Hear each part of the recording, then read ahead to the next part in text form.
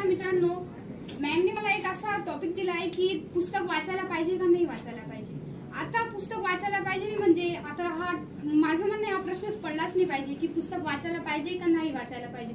पुस्तक तर सगळ्यांनी वाचायलाच पाहिजे।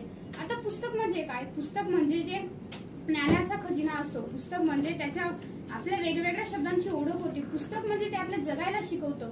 पुस्तक म्हणजे आपल्या या जगामध्ये एवढे जग आहे, त्याच्या एवढे लोक आहेत, त्या लोकांशी कसं बोलावे कसं वागावे ते शिकवतं। आता तुम्ही अशिक्षित आणि शिक्षित मुलगा बघितला असेल, त्यांच्यात केवढा फरक आहे।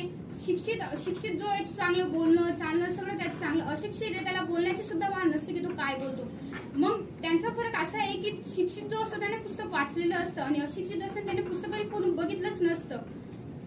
मित्रांनो, आपल्या भारतामध्ये एवढे महात्मे होऊन गेले, सावित्रीबाई फुले, ज्योतिबा फुले, ते आपल्या स्त्री शिक्षणासाठी खूप लढले, कारण त्यांना माहित होतं पुस्तकाने मस्तक सुधारतं, पुस्तकाने मस्तक सुधारतं आणि ज्याचे मस्तक सुधारले ते कोणापुढे नतमस्तक होत नसतं, म्हणून पुस्तक वाचायलाच असतं।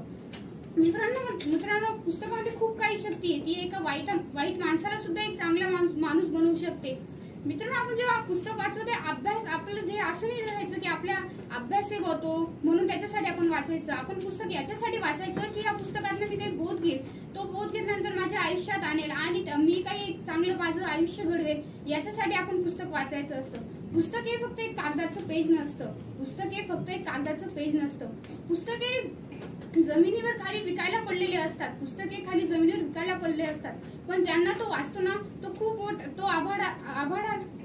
मोठा व्यक्ती होऊ शकतो। त्यांना जो वाचतो ना तो खूप मोठा व्यक्ती होऊ शकतो। थँक्यू।